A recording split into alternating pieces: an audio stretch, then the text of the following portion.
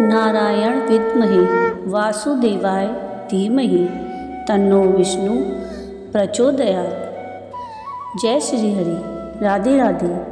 Brajdham channel में आप सबका स्वागत है। हिंदू धर्म में एकादशी का विशेष महत्व माना गया है। विशेष रूप से देवउठनी एकादशी या देवउठनी 11 का दिन अत्यंत शुभ और पुण्यदायी माना जाता है। हर साल कार्तिक मास के शुक्ल पक्ष की एकादशी तिथि को देवउठनी एकादशी का व्रत रखा जाता है। मान्यता है कि इस दिन भगवान श्री हरि विष्णु 4 महीनों की योग निद्रा से जागते हैं और षष्ठी संचालन का कार्य पुनः आरंभ करते हैं। इसके साथ ही चातुर्मास का समापन हो जाता है और मांगलिक कार्य शुरू हो जाते हैं। देवउठनी 11 के दिन भगवान विष्णु को जगाने के साथ व्रत रखने का विधान है। इस साल देवउठनी एकादशी पर काफ़ी शुभ योगों का निर्माण हो रहा है। आइए आज के इस वीडियो में हम देवउठनी एकादशी की व्रत कथा सुनेंगे। एक समय की बात है, एक राज्य था जहाँ धर्म, आस्था और संस्कारों का पालन बड़े नियमों से किया जाता। राज्य के लोग अत्यंत धार्मिक एवं श्रद्धावान थे। वे महीने में 2 बार आने वाली एकादशी का व्रत सच्चे मन से करते थे। उस दिन पूरे राज्य में कोई भी अन्न का दाना तक नहीं खाता था, चाहे वह मनुष्य हो या पशु पक्षी। सभी उपवास एवं संयम का पालन करते। इसी राज्य में एक बार दूसरे नगर से एक व्यक्ति नौकरी की तलाश में आया। वह राजा के दरबार में पहुंचा और विनम्रता से बोला, महाराज कृपया मुझे इस राज्य में नौकरी दी जाए। राजा ने उसकी भाव और ज़रूरत को समझते हुए कहा कि नौकरी तो मिल जाएगी, किंतु हमारे राज्य में रहने के लिए एक नियम है। हर माह 2 एकादशी के व्रत होते हैं। इन तिथियों पर पूरे राज्य में किसी को भी अन्न नहीं मिलता। सभी व्रत रखते हैं और फलाहार ही करते हैं। यदि तुम यह नियम स्वीकार करते हो तभी यहाँ रह सकते हो और नौकरी प्राप्त कर सकते हो। कुछ समय बाद एकादशी का व्रत आया। व्यक्ति ने बिना विचार किए कहा कि महाराज मैं आपकी शर्त स्वीकार करता हूँ। वह प्रसन्न था कि उसे रोजगार मिल जाएगा।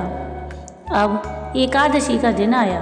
राज्य में उपवास का वातावरण था। उस व्यक्ति को भी अन्न नहीं दिया गया, केवल फलाहार के लिए फल प्रदान किए गए। लेकिन उस व्यक्ति को फलाहार से तृप्ति नहीं मिली। भूख बढ़ने लगी और वह बेचैन हो उठा।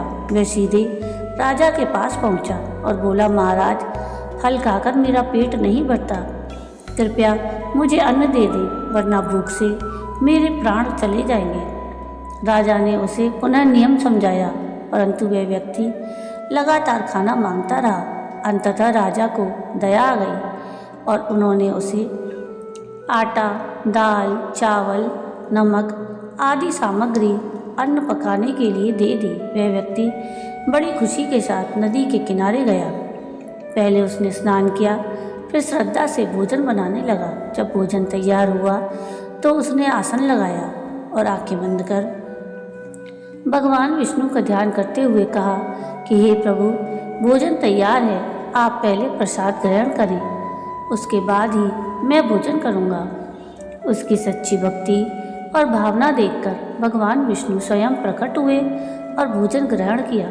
फिर वे अपने धाम लौट गए। व्यक्ति भी भोजन कर प्रसन्नतापूर्वक अपने कार्य में लग गया। अगली एकादशी के समय वह फिर राजा के पास पहुंचा और बोला, महाराज इस बार मुझे पिछली बार से 2 गुना अन्न दें। राजा ने चकित होकर पूछा कि 2 गुना अन्न क्यों? उसने सरलता से उत्तर दिया, पिछली बार भगवान विष्णु स्वयं भोजन करने आए थे। आधा अन्न उन्होंने खाया और आधा मैंने, इसलिए मेरा पूरा पेट नहीं भरा। राजा यह सुनकर हैरान हो गया। उसने मन ही मन सोचा कि मैं तो वर्षों से एकादशी का व्रत करता आया हूँ, भगवान की पूजा भी करता हूँ, फिर भी आज तक दर्शन नहीं हुए। और यह व्यक्ति कहता है कि भगवान उसके बुलाने पर भोजन करने आते हैं। राजा ने सत्य जानने का निश्चय किया। अगली एकादशी को वह छिपकर नदी किनारे पहुंच गया। उस व्यक्ति ने स्नान किया और भोजन तैयार किया। उसने पूर्व की तरह हाथ जोड़कर भगवान को बुलाया, परंतु उस दिन भगवान प्रकट नहीं हुए। उसने बार बार प्रार्थना की पर कोई चिन्ह नहीं दिखा। आखिर उसने भगवान से व्याकुल होकर कहा कि यदि आप नहीं आए तो मैं अपने प्राण त्याग दूंगा। और वह नदी में कूदने को ही था कि उसी क्षण भगवान विष्णु साक्षात प्रकट हुए और उसे रोक लिया। भगवान ने कहा कि वत्स, तुम्हारी सच्ची भक्ति ने मुझे बांध लिया है। फिर उन्होंने उसके साथ भोजन किया और भोजन के बाद उसे अपने विमान पर बिठाकर बैकुंठ धाम को ले गए। यह दिव्य दृश्य देख राजा की आंखें खुल गईं। उसे समझ आ गया कि व्रत का मूल्य केवल बाहरी आडंबर में नहीं बल्कि शुद्ध मन, सच्ची भावना और निष्कपट भक्ति में है। केवल औपचारिकता से व्रत करने वाले को फल नहीं मिलता, बल्कि वह फल उसे मिलता है जो तन मन धन से पूर्ण प्रेम और समर्पण के साथ भगवान को पुकारता है। उस दिन से राजा ने व्रत और पूजा केवल रीति रिवाज के रूप में नहीं बल्कि सच्चे हृदय और श्रद्धा से करने आरंभ कर दिए।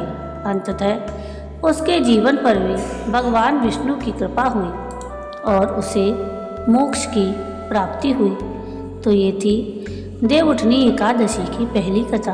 अब हम दूसरी कथा सुनते हैं। किसी समय एक राज्य में एक राजा रहता।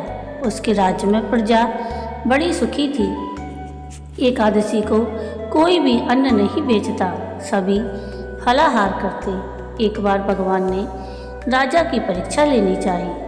भगवान ने एक सुंदरी का रूप धारण किया और सड़क पर बैठ गए।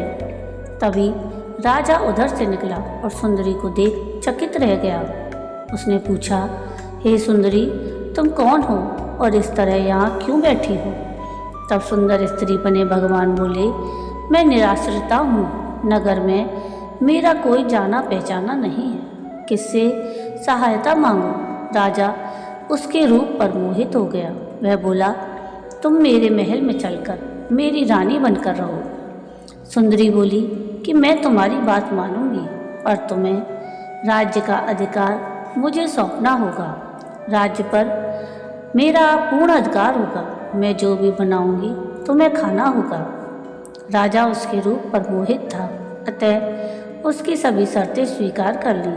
अगले दिन एकादशी थी।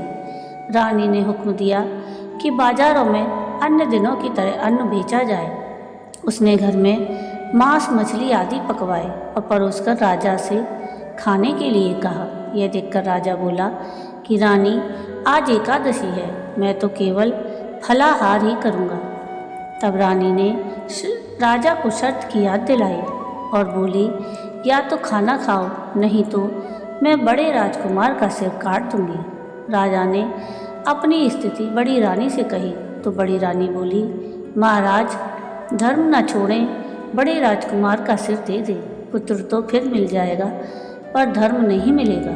इसी दौरान बड़ा राजकुमार खेलकर आ गया। माँ की आंखों में आंसू देखकर वह रोने का कारण पूछने लगा तो माँ ने उसे सारी वस्तु स्थिति बता दी। तब वह बोला कि मैं सिर देने के लिए तैयार हूँ, पिताजी के धर्म की रक्षा जरूर होगी। राजा दुखी मन से राजकुमार का सिर देने को तैयार हुआ तो रानी के रूप से भगवान विष्णु प्रकट हुए और उन्होंने सारी बात बताई कि राजन, तुम इस कठिन परीक्षा में पास हुए। भगवान ने प्रसन्न मन से राजा से वर मांगने को कहा तो राजा बोला कि भगवान, आपका दिया सब कुछ है, बस हम सबका उद्धार करें। उसी समय वहाँ एक विमान उतरा। राजा ने अपना राज्य अपने पुत्र को सौंप दिया और विमान में बैठकर परम धाम को चला गया। जय श्री हरि। तो ये थी देवउठनी 11 की व्रत कथा। आपको आज का ये वीडियो कैसा लगा मुझे कमेंट करके ज़रूर बताइएगा। और अगर आपको आज का मेरा ये वीडियो पसंद आया हो तो प्लीज़ इसको लाइक शेयर ज़रूर कीजिएगा और प्लीज़ मेरे चैनल को सब्सक्राइब कीजिएगा और कमेंट में राधे राधे ज़रूर लिखिएगा। वीडियो पूरा देखने के लिए थैंक यू। राधे राधे।